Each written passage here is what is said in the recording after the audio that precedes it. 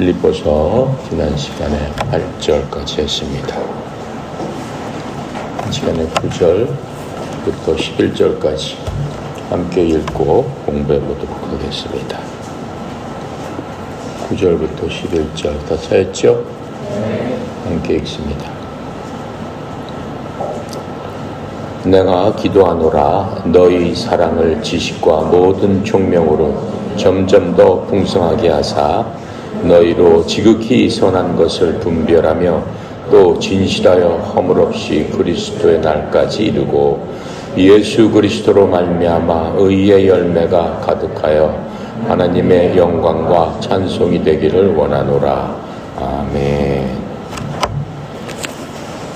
바울이 이제 성도들에게 바울은 항상 성도들을 자기가 사랑하는 형제들, 친구들 이런 식으로 이야기를 하고 있는 것을 우리가 성경에서 볼 수 있습니다. 9절부터 11절까지는 바울이 이러한 사람들을 위해서 내가 기도한다라고 지금 말하고 있습니다. 바울이 빌립보에 있는 그 친구들을, 성도들을 떠올리면서 그들의 사랑, 바울이 그 사람들에 대한 사랑이 깊어지는 것을 자기 스스로 기뻐하는 그러한 모습입니다. 그 사람들을 떠올릴 때마다 자기 마음속에 기쁨이 넘쳤다라고 합니다. 우리도 누구를 생각하면 마음속에 기쁨이 넘치는 그런 사람이 있죠. 바울이 그러한 심정으로 지금 쓰고 있는 겁니다. 그것뿐만 아니라 그 사람들을 위해서 하나님의 은혜 보좌 앞에 나가서 그들을 기억하며 기도하는 그것도 바울에게는 큰 기쁨이었다라고 하는 겁니다.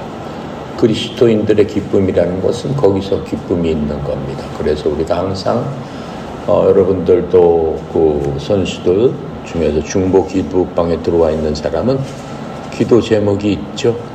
거기에는 감사 제목이 있고 기도 제목이 있고 그렇죠. 치유를 위한 기도 제목도 있고 그런 걸 함께 기도할 때마다 마음속에 벅차는 기쁨을 우리가 느낄 수 있는 겁니다. 바울이 그랬다라고 지금 설명을 하고 있죠. 특별히 구약시대에 어떠한 모습이 있었냐면 백성들을 위해서 1년에 한 번씩 하나님 앞에 가서 백성들을 위해서 기도하는 분이 있었죠.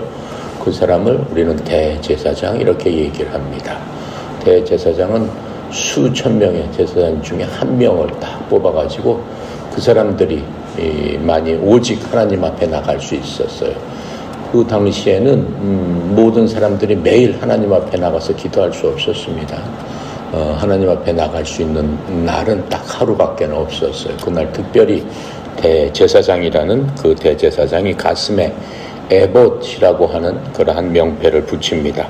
에봇 명패는 보석 같은 걸로 만들어져 있는 그러한 명패입니다. 그것을 특별한 옷, 그 제사장 옷을 입고 그 위에 이스라엘은 12지파가 있죠.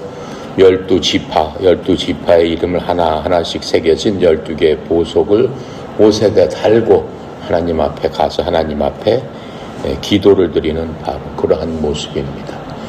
출애굽기 28장 21절에 그 말씀을 설명하고 있습니다. 그 보석들은 이스라엘 아이들 이름을 지닐 것이며 그들의 이름에 따라 보석이 12개인데 너는 도장을 새기는 것 같이 만들어 그것들이 각각 12지파에 따라 각각의 이름을 지니게 할지니라 라고 해서 야곱의 12아들이 결국은 이스라엘 민족을 이루는 12부족이 되는 거죠. 12지파가 되는 거죠. 그 이름을 제사장이 12개 보석에다 새겨서 하나님 앞에 가서 기도했다라고 하는 거예요. 그럼 제사장도 그런 것들을 들고 가서 그 민족들을 위해서 기도할 적에 마음이 얼마나 기뻤겠습니까? 그것처럼 이 바울도 마찬가지였습니다. 아마도 그리스도인들 여러분이나 나나 그렇게 남을 위해서 기도한다는 것이 얼마나 큰 기쁨인지 정말 말로 표현할 수 없는 겁니다. 일어나자마자 여러분이 기도할 적에 나뿐만 아니라 사랑하는 여러분 마음속에 한마음으로 같이 운동하고 같이 복음을 전하고 같이 하나님을 믿는 그 사람들을 위해서 기도한다는 것 참으로 기쁜 일이죠. 그래서 이 기도는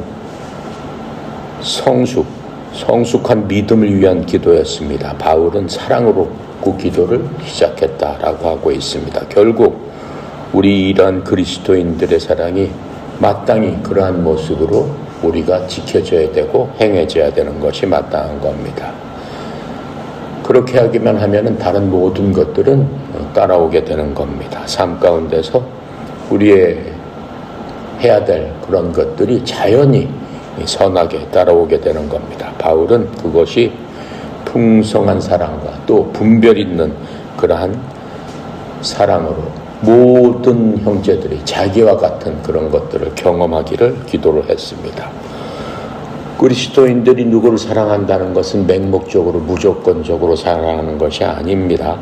또 하나님께서 그렇게 사랑하라고 한 게 아닙니다. 마음과 생각과 함께 작용해서 분별하는 사랑과 또 사랑으로 분별하는 능력을 갖도록 하나님께서는 우리에게 말씀하고 있습니다. 바울은 그의 친구들이 분별력을 키워서 다른 것들을 분별할 수 있는 그러한 사람들이 됐으면 좋겠습니다. 라고 기도도 했습니다. 이 분별하는 능력은 그 사람이 얼마나 성숙한가 라고 하는 것들을 잘 나타내주고 있습니다. 하나님께서는 우리에게 충분히 분별할 수 있는 그런 능력을 주셨어요. 우리 마음속에는 모든 사람이 태어나자마자 양심이라는 선한 마음을 주셨습니다. 그게 하나님께서 이 세상을 분별하는 기준으로 우리를 삼게 해주셨습니다. 그것은 하나님을 믿든 안 믿든 모든 사람이 갖고 있는 겁니다. 예수님을 믿는다고 해서 분별력이 생기는 게 아니고 예수님을 모른다고 해서 분별력이 없는 게 아닙니다. 사람으로 태어난 이상은 누구나 양심이라는 걸 갖고 있기 때문에 스스로를 판단할 수 있게끔 하나님은 만들어 주셨습니다. 그래서 우리가 하나님 앞에 섰을 적에 우리처럼 하나님을 알고 하나님에 대해서 배우고 느끼고 하나님의 말씀대로 순종하면서 그렇게 사는 사람이나 하나님을 모르는 사람들, 하나님을 깨닫지 못하는 사람들, 모르는 사람들, 그 사람들도 하나님 앞에 가서 서야 되는 겁니다. 그때는 네가 이 땅에 살면서 분별 있게 살았느냐? 하나님께 모든 사람에게 물어보십니다. 하나님을 믿지 않는다고 해서 나는 하나님을 모르기 때문에 그렇게 못했습니다 라고 할 수 없습니다. 성경은 분명히 얘기하고 있습니다. 너는 내 자신을 속일 수 없다. 내가 양심이라는 것을 내 속에다 주었기 때문에 너 스스로 분별할 수 있다. 내가 잘못했는지 내가 잘하고 살았는지. 하나님께서 말씀하시는 것은 그러한 분별, 이 분별이 성숙하게 자라야 된다라고 하는 겁니다. 그리스도인들은 이 성숙한 분별력으로서 세상을 바라보고 그 분별력으로서 이 세상에서 선한 하나님께서 원하시는 그러한 대로 한마음으로 살도록 하나님께서 말씀하고 있는 겁니다. 쉽게 얘기해서 어린아이들은 어때요? 맨 처음에 태어나서 아장아장 걷기 시작하면은 그냥 모든 것들이 걷는 모든 동물들 보면서 멍멍이라고 다 얘기를 합니다.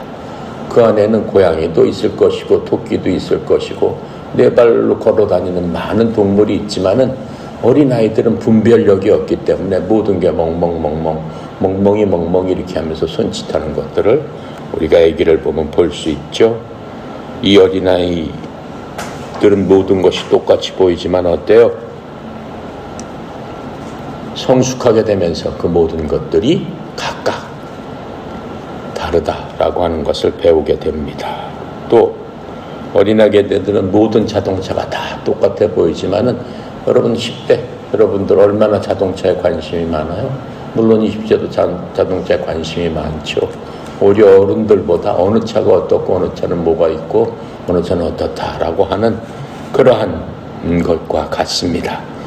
이처럼 사람들이 성숙하게 되면은 거기에 따라서 자라나게 되는데 이 분별하게 되는데 이 분별하는 것이 그 사람이 얼마나 성숙했나라고 하는 것의 표징이 되는 겁니다. 이와 마찬가지로 여러분 속에 있는 양심도 성숙해가지고 그것이 자라나야 되게 되는 겁니다. 성경에 보면은 주운 글씨 같은 거 있잖아요. 양심에 화인 맞은 사람들 이렇게 갖고 얘기하잖아요. 양심이 있지만 결코 자라나지 않는 사람들이 있어요. 어린아이 같은 사람들이죠. 그렇게 하면 안 된다라고 지금 바울이 기도하고 있는 겁니다. 자, 그래서 사랑은 이렇게 분별이 있는 사랑, 또 사랑으로 분별하는 그런 것들로 충만해야지만은 우리가 진정한 그리스도 안에서 마음과 뜻을 함께해서 사랑할 수 있는 그러한 공동체가 된다라고 바울은 얘기하고 있습니다. 바울은 또한 그들이 진실하고 흠없는 그러한 성숙한 그리스도인으로서의 인격을 갖추기를 기도했습니다. 여기서 진실한이라는 말은 뭐예요? 영어로는 sincere라는 얘기죠. 이러한 단어는 그리스 단어에서 갖고 왔습니다. 그리스 단어에는 sincere에 대해서 여러 가지 의미가 있습니다. 첫 번째로는 햇빛으로 시험을 받는 이란 뜻입니다. 어두울 적에는 그것이 더러운지 그것이 어떠한 모양인지 알 수 없습니다. 그런데 그것을 갖고 밝은 데로 가게 되면 그것이 더러운 건지 고장난 건지 부서진 건지 어떠한 모양인지 분명히 알 수 있죠. 그래서 sincere라는 것은 그런 뜻을 갖고 있습니다. 또 하나는 채로 이렇게 까불른다고 그러나요? 추수를 한 다음에 곡식을 갖다 채에 넣어서 채로 치게 되면은 알곡은 남고 쭉정이는 바람에 날려서 떨어지게 되는 거죠. 그것을 sincere라고 합니다. 그렇게 하는 것을. 그럼 뭐만 남게 되는 거예요? 순수한 알곡만 남게 되는 거죠. 그게 sincere, 즉 진실하고 흠없는 그러한 자들로서 우리가 성숙하게 되기를 바울이 기도한 그러한 모습을 우리가 볼 수 있습니다. 또 바울은 그 성도들이 어떠한 시험을 통과하는데 훌륭하게 통과할 수 있는 그러한 인격을 갖추기를 또 기도를 했습니다. 10절에 보니까 너희가 뛰어난 것들을 입증하고 그리스도의 날까지 순수하고 걸려 넘어지지 않는 그러한 사람이 되며 이렇게 얘기하고 있죠. 바로 순수한 것은 내가 설명한 대로 그러한 모습으로 그리스도의 날까지 어떻게 하라고 그랬어요? 성숙한 성화된 그리스도인으로서의 사랑과 인격을 갖출 수 있도록 기도를 했습니다. 그래서 이러한 삶은 다른 사람들에게 결코 걸림돌이 되지 않도록 하는 것이 그리스도가 오실 때까지, 주님께서 재림하실 때까지, 또 하나님의 심판의 자리에 설 때까지 우리 스스로가 모든 사람들에게 걸림돌이 되지 않아야 되는 겁니다. 고린도후서 5장 10절에 이렇게 설명을 해주고 있습니다.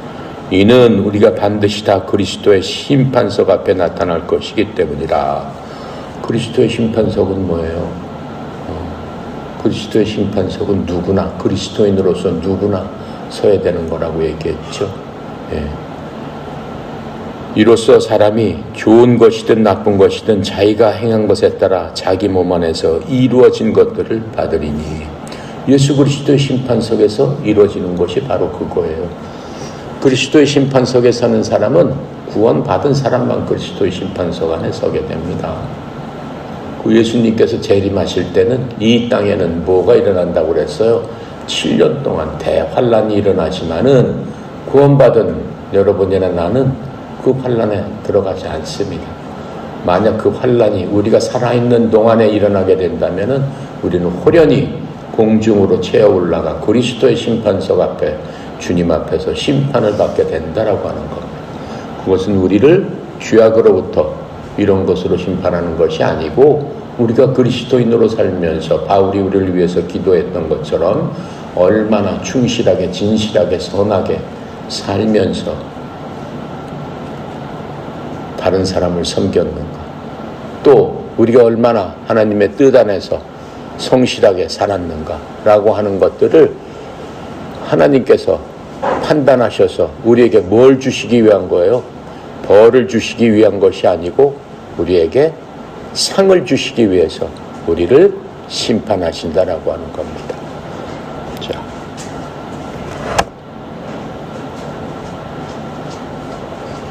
또 요한 1서 2장 28절에 그리스도의 심판석에 대해서 이렇게 설명을 해주십니다.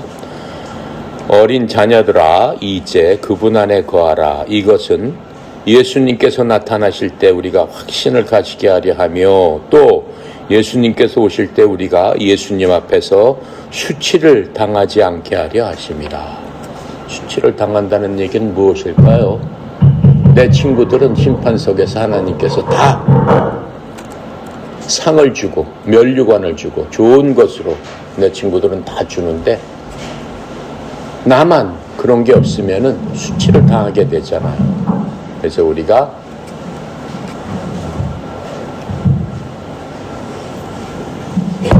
지금 얘기한 대로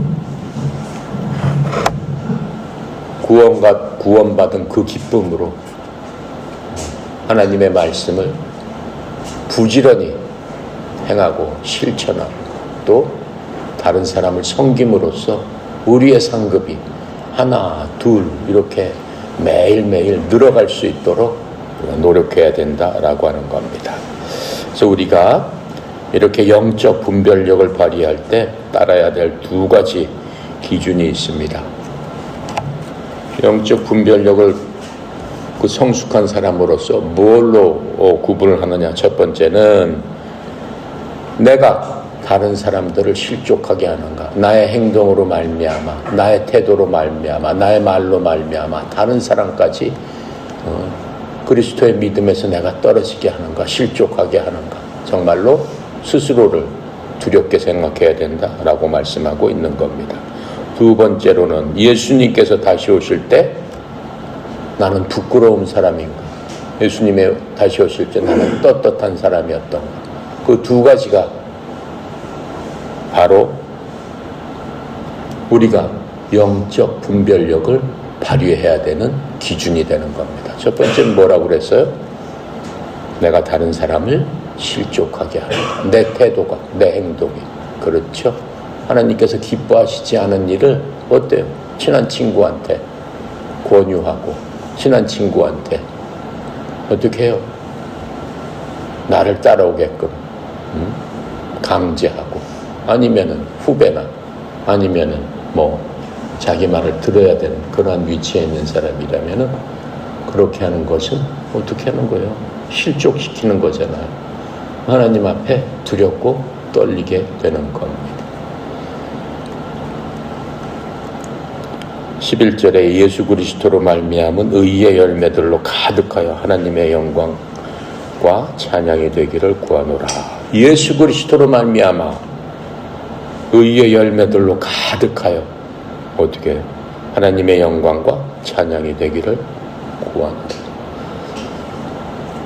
바울이 친구들을 위한 그러한 기도입니다.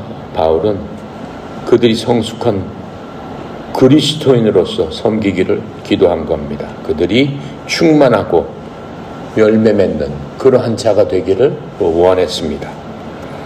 그래서 바울은 우리 친구들, 성도들이 단순히 교회에서 하는 활동, 교회에서 모임, 교회에서 교제, 그것만 관심이 있는 것이 아니고 우리가 예수 그리스도와 교제를 할 때 맺는 영적인 열매에도 관심을 가져야 된다고 하는 겁니다.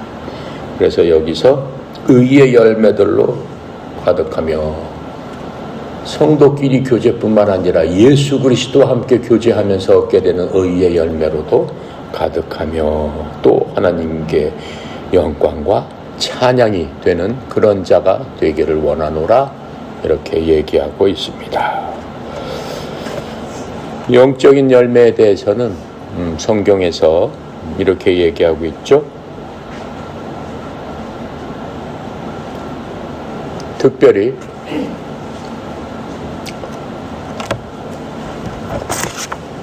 요한복음 15장 4절에 이렇게 말씀하고 있습니다.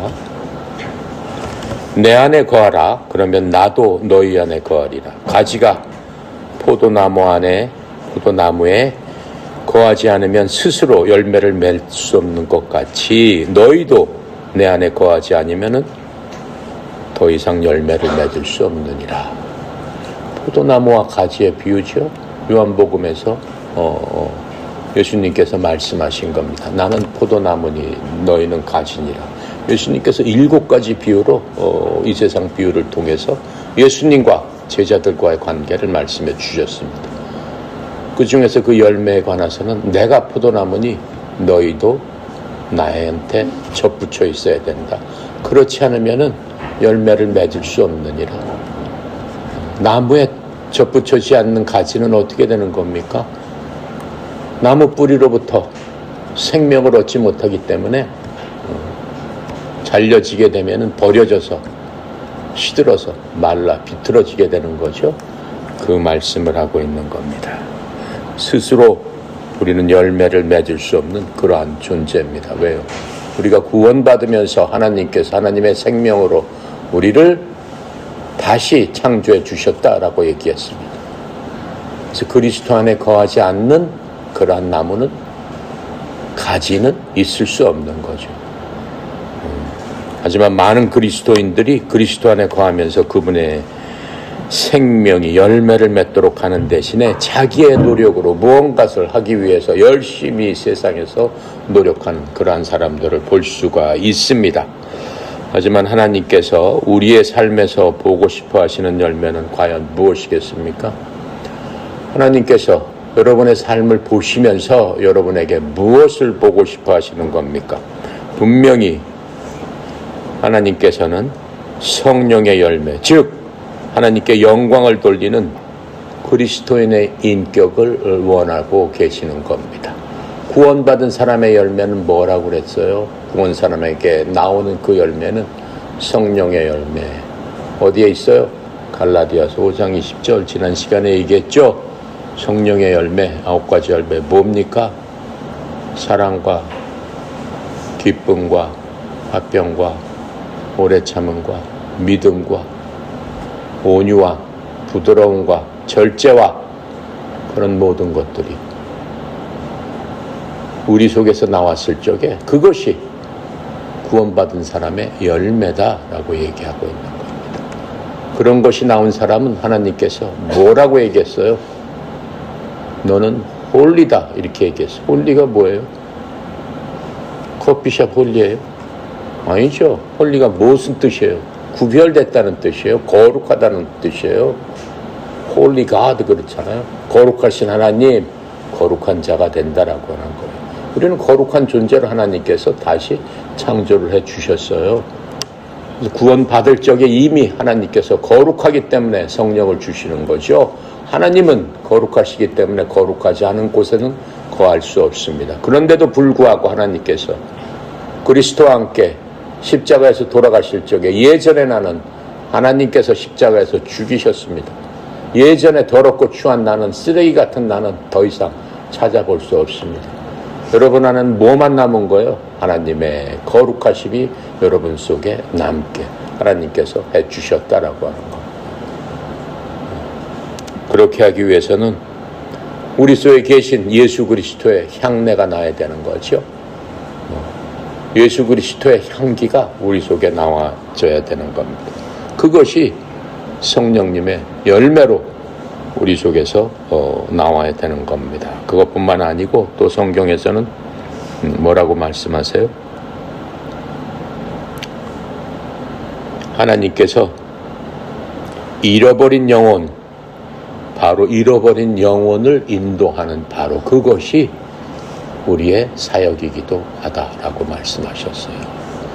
지난 시간에 우리가 3가지로 구원을 받고 또 성화가 되고 섬김으로써 우리가 그리스도 안에 있는 그 소망의 기쁨이 그 3가지를 통해서 나온다라고 얘기했습니다. 구원을 받음으로써 성령의 열매가 9가지 열매가 나타나는 것이고 그것뿐만 아니고 우리가 섬김으로써 다른 사람을 어떻게 해요? 하나님께로 인도할 수 있는 그러한 조건이 되고, 그 모든 것이 합해져서 우리가 성화된다라고 하는 거예요. 신과 같이 된다라고 하는 그것을 하나님께서 우리를 재창조하시면서 주신, 뭐라고 얘기했어요? 디바인 네이처다. 신성을 닮은 자다. 하나님의 성품을 닮은 자다. 너희들도 신이다. 이렇게 말씀해 주신 거예요. 그래서 우리는 더 이상 세상적인 사람이 아니고 하나님을 닮은 하나님의 자녀, 영적인 자다라고 얘기하는 거예요. 주님께서 말씀하시잖아요. 내가 거룩하니 너희도 어떻게 해라? 거룩해라. 레위기에 그렇게 나와 있잖아요. 하나님의 자녀들한테 바로 그 말씀을 하고 있는 겁니다. 그래서 우리가 잃어버린 영혼을 그리스도로 인도하는 바로 그것이 열매다라고 말씀하고 있습니다. 로마서 1장 13절입니다. 로마서도 바울이 고린도에서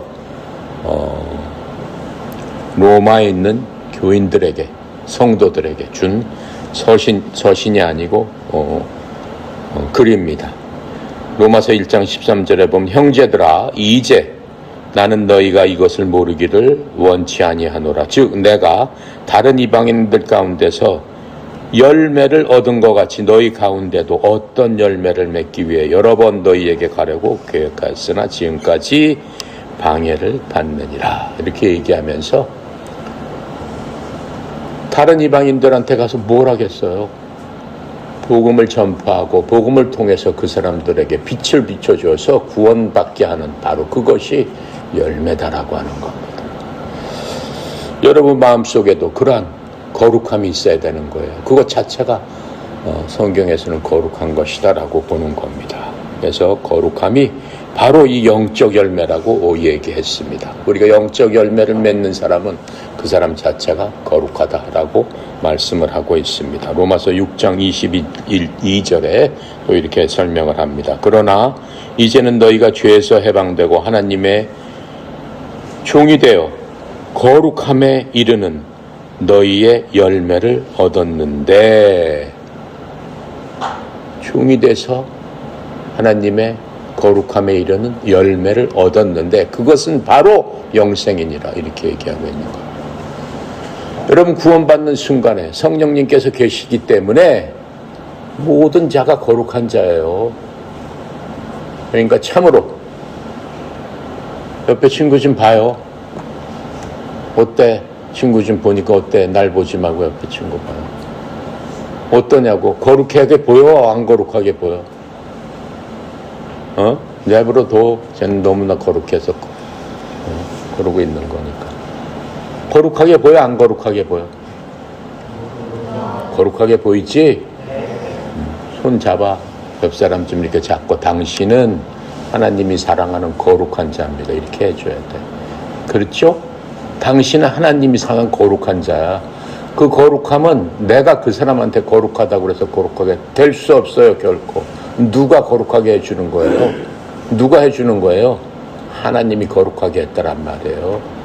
그러니까 하나님의 거룩한 자를 우리가 어떻게, 사람이 어떻게 멸시하고 그 사람에게 욕하고 그 사람을 미워하고 할 수가 있겠어요? 없겠어요? 할 수 없다라고 하는 거예요. 그게 성도의 교제다라고 하는 거예요. 그게 믿는 사람의 태도라라고 지금 바울이 얘기를 해주고 있는 겁니다. 이해가죠? 빌립보서는 정말로 위대한 책입니다. 그리고 모든 성경책은 뭐라고 그랬어요? 하나님의 영감으로 주신 것으로서 교리와 교훈과 의로 교육하기에 유익한 것이다. 그게 하나님의 책이다. 어디서 써 있어요? 디모데후서 3장 16절에 그렇게 얘기하고 있습니다. 그래서 모든 성경 기록은 하나님의 영감으로 준 거지, 바울이 그냥 편지니까 바울이 알아서 그게 아니란 말이에요. 바울을 통해서 하나님께서 대언해 주셨다라고 하는 거, 말하자면 불러쓰기 식으로 해 주셨다라고 얘기하는 거예요. 성경 66권은 모두 그렇게 이루어지기 때문에 성경은 그리스도다라고 하는 거예요. 왜요? 말씀이 육신이 돼서 이 땅에 오셨는데 처음에 그 말씀은 누구랑 함께 계셨다고 그랬어요? 하나님과 함께 계셨고 그 말씀은 하나님이시더라. 말씀에 대해서 성경이 정의를 내려준 거예요. 말씀은 예수 그리스도고 예수 그리스도는 우주 만물을 창조하신 분이다. 그분께서 우리에게 주신 말씀이다 라고 지금 우리에게 말씀하시고 우리는 그 말씀을 갖고 그리스도 안으로 들어가고 있는 거예요. 여러분이 성경을 읽고 성경 공부하는 시간은 특히 그리스도 안으로 지금 걷고 있고 그리스도 안으로 들어가 있는 것이다 라고 하는 겁니다. 그래서 우리에게 모든 선한 일의 열매를 맺으라고 권고하고 계시는 겁니다. 그뿐만 아니고 골로새서 1장 10절에 또 이렇게 설명해 주십니다. 주께 합당하게 걸어 전적으로 그분을 기쁘게 하며 모든 선한 일의 열매를 맺고 하나님을 아는 지식면에서 자라나. 여러분 되게 훌륭한 거예요. 하나님을 아는 지식이 있어야지만 하나님께서 원하시는 게 무엇일까 알 거 아니에요. 성경에 보면 이스라엘 백성들이 망했어요. 왜 망했어요? 이 백성이 나에 대한 지식이 없어서 망하는구나. 이렇게 하면서 하나님께서 한탄하셨습니다.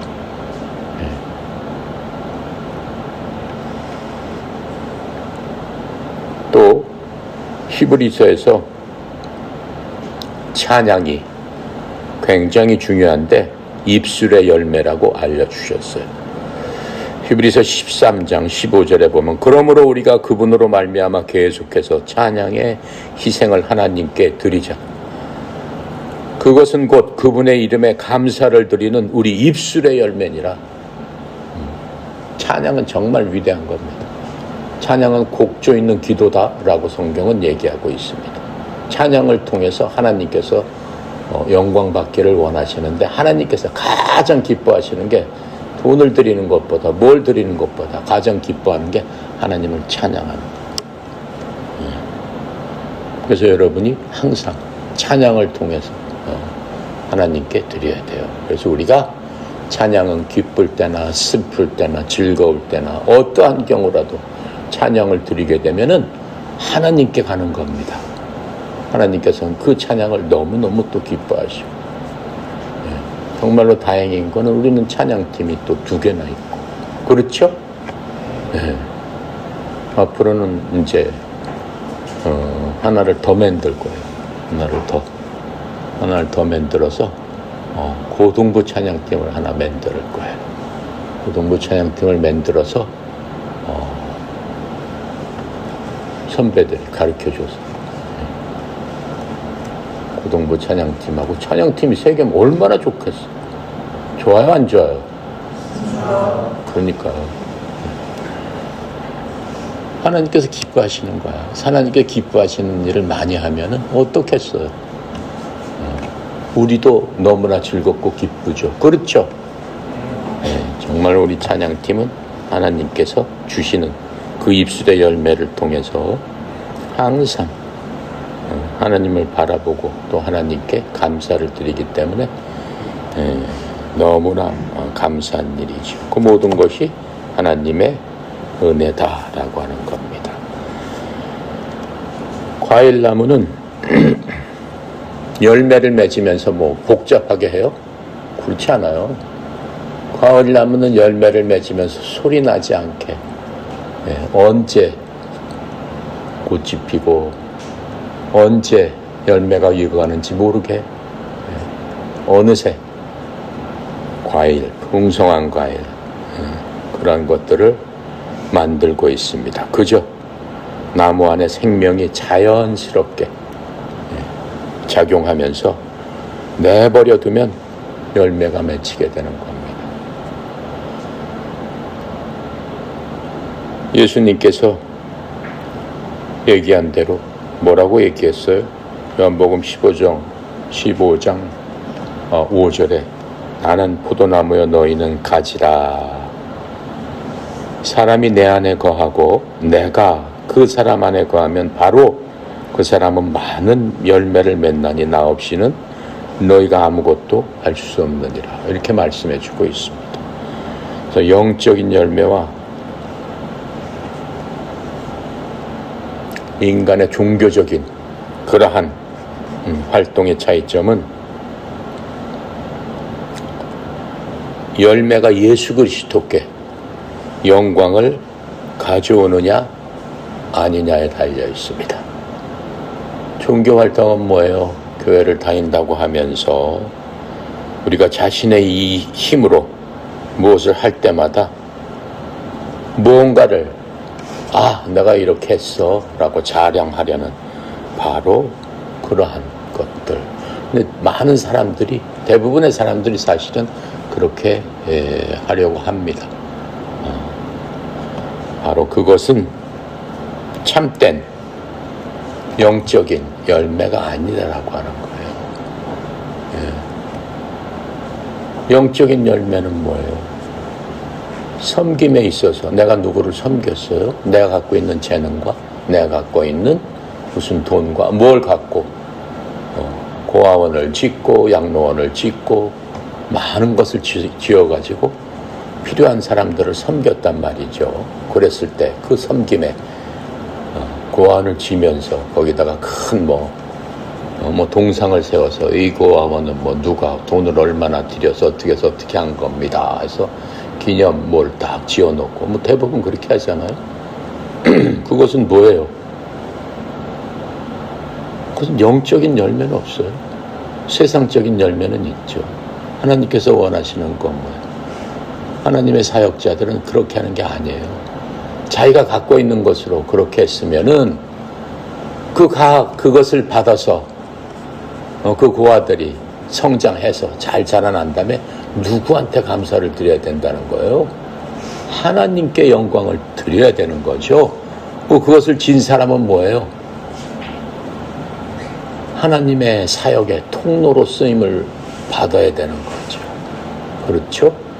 하나님께서는 필요한 곳곳마다 하나님의 사람을 통해서 그러한 사람들에게 필요를 채워주시기를 원하는 겁니다. 그것이 섬김의 본질입니다.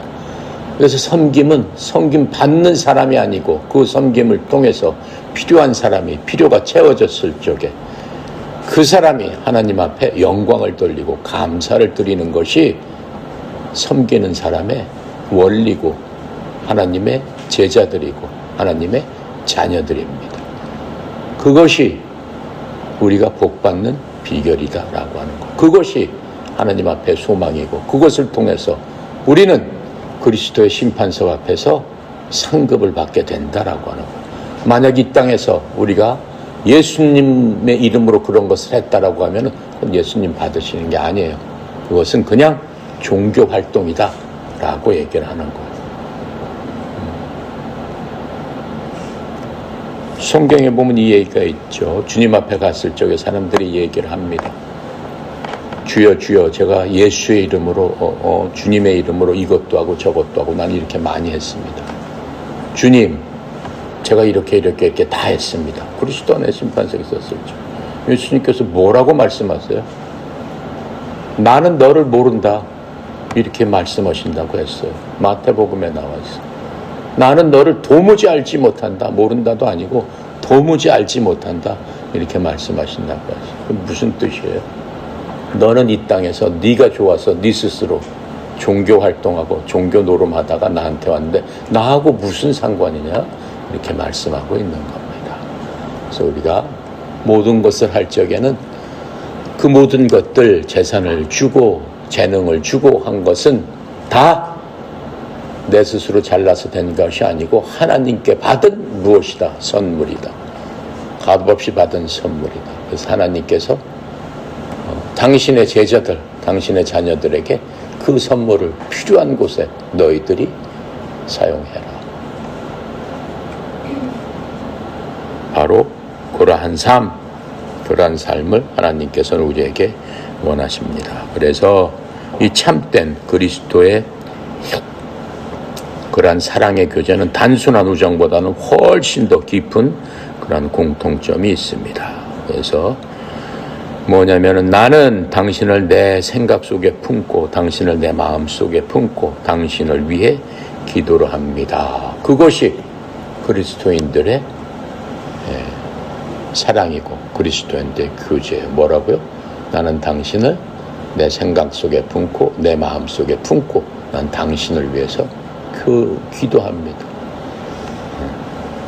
이것이 한 마음, 영어로는 single mind라고 하는 겁니다.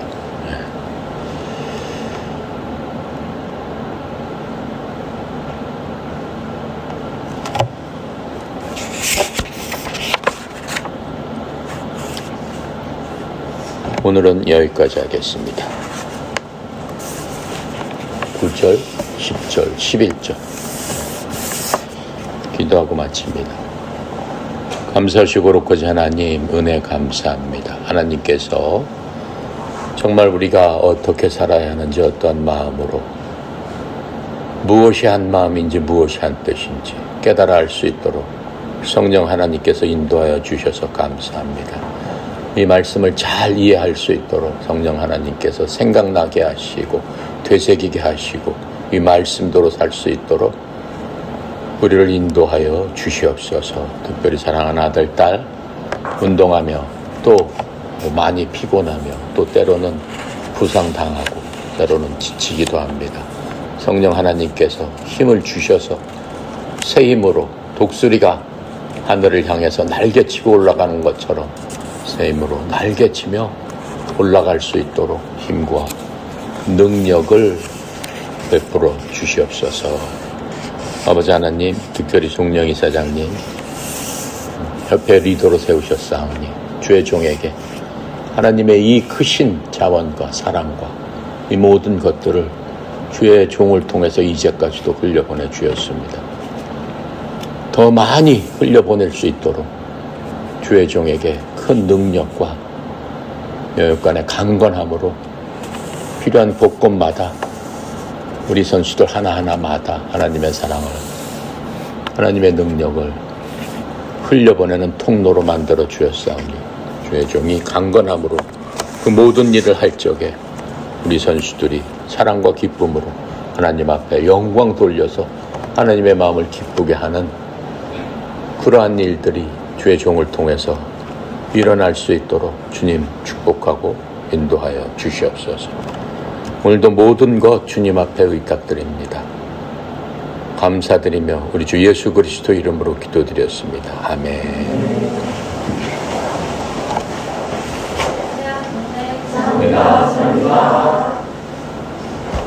자, 30초 동안 우리 회원이 지금 병원 가 있죠? 온 마음으로 함께 기도하겠습니다. 기도합니다. 감사하시고 거룩하신 하나님 아버지, 은혜 감사합니다. 사랑하는 딸, 또 운동 중 다쳐서 지금 코치와 함께 병원에 가 있습니다. 병원에 가서 좋은 의사 만나고 하나님의 영께서 친히 역사하여 주셔서 속히 회복될 수 있는 은혜를 베풀어 주시옵시고 사랑하는 딸의 마음을 위로하시고 더욱더 강건하게 하나님 앞에 기도와 오히려 감사함으로 나아가게 하여 주시옵소서. 이런 부송을 통해서 하나님을 만나는 계기가 되게 하여 주시옵소서. 바울처럼 고난을 통해서 하나님께서 바울을 통해서 사용하시는 것처럼 사랑하는 딸이 이런 모든 것들을 통해서 주님과 더욱더 열심히 교제하고 또 친구들과 선배들과 후대들과 더 열심히 하나님께 나가는 귀한 기회가 되도록 하나님 축복하여 주시옵소서. 우리는 할 수 없사오나 세상 만물을 만드시고 우리의 모든 것들을 주관하신 아버지 하나님께서는 우리의 기도를 들어주시고 모든 것들을 할 수 있사오니 예수 그리스도의 손으로 만져서 회복되는 은혜의 역사가 일어날 수 있도록 이 시간 역사하여 주시옵소서. 아버지 하나님, 함께 기도함으로 말미암아 성령의 은혜의 교제가 이 시간 영적으로 운행하여 주시옵시고 교제를 통해서 하나님의 은혜의 역사가 일어나게 하여 주시옵소서. 감사드리며 우리 주 예수 그리스도 이름으로 간절히 기도드렸나이다. 아멘.